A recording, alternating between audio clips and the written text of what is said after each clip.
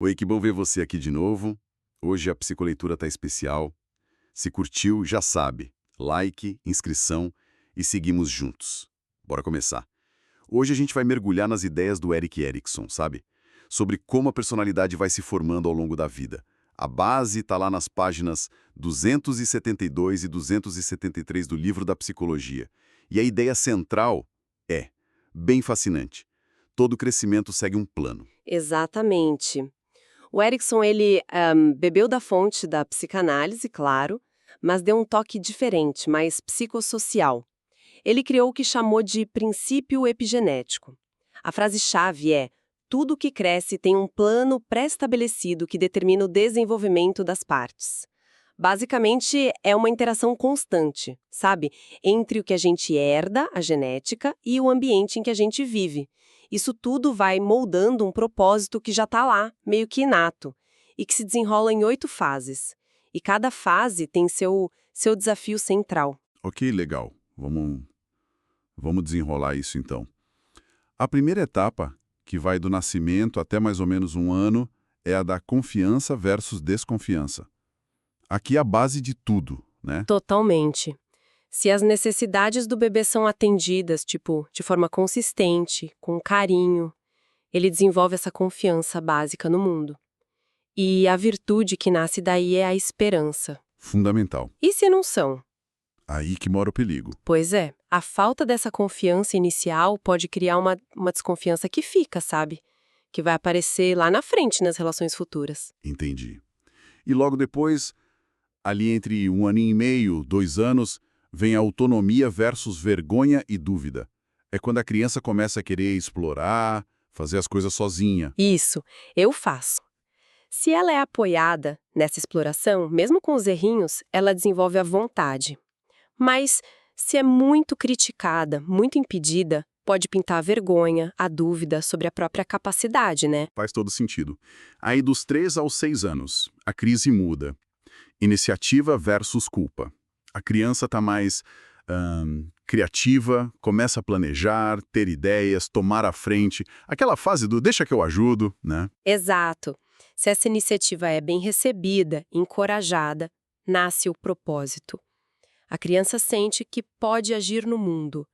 Agora, se vem muita punição, muita crítica severa por causa dessa iniciativa, aí pode gerar uma culpa que paralisa, sabe? E essas marcas, digamos assim, essa desconfiança ou essa culpa, como é que elas aparecem depois na vida adulta? Olha, podem aparecer de várias formas. Dificuldade em confiar nos outros, medo de arriscar, de tentar algo novo, ou até uma autocrítica muito pesada.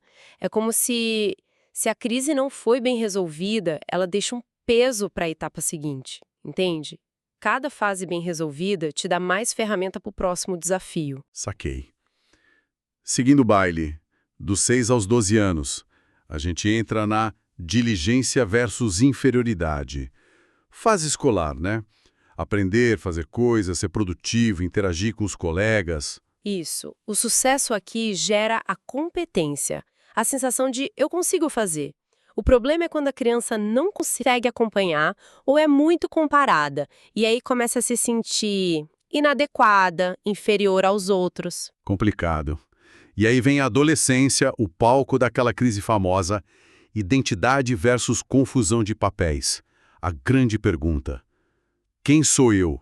Para onde eu vou? É a busca por uma identidade coesa, que junte o passado, o presente e o futuro. Quando dá certo, surge a fidelidade, no sentido de ser fiel a si mesmo, aos seus valores. A dificuldade aqui, bom, aí sim, gera a crise de identidade. Termo que o próprio Erikson criou, né? E parece que teve a ver com a história dele mesmo. Teve sim. Ele mesmo passou por questões de identidade bem fortes na juventude. Mas enfim, superada essa fase, ou enquanto ela está se ajeitando, vem o adulto jovem, ali dos 18 aos 30 anos. Intimidade versus isolamento. O desafio agora é outro. Construir laços fortes, relações íntimas de verdade, né? Pode ser amorosa, pode ser amizade profunda. Exato! Conseguir se abrir, se conectar de verdade com o outro. Isso desenvolve a capacidade de amar. Se não rola, a pessoa pode acabar se sentindo isolada.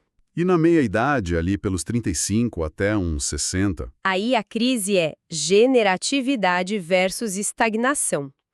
Generatividade é essa vontade, essa necessidade de criar algo, de cuidar, de contribuir para algo maior que si mesmo. Pode ser ter filhos, cuidar deles, mas também pode ser através do trabalho, de projetos, de mentorar alguém, deixar um legado. e a virtude que sai daí, É o cuidado, o se importar com as próximas gerações, com a sociedade.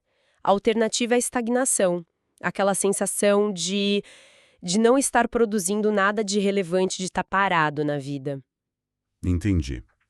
E finalmente chegamos na última etapa depois dos 60 anos. Integridade do eu versus desespero. Hora de olhar para trás, né? É um momento da reflexão total sobre a vida que foi vivida. Se a pessoa olha para trás e sente satisfação, aceitação, sente que a vida teve sentido, mesmo com as dificuldades, aí surge a sabedoria, a integridade. E se não?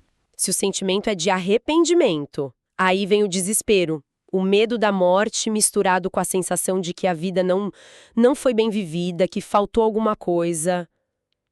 É pesado. Nossa. Se a gente amarra tudo isso, a visão do Erickson é que uma vida, digamos, psicologicamente saudável vem dessa superação positiva das crises, uma após a outra.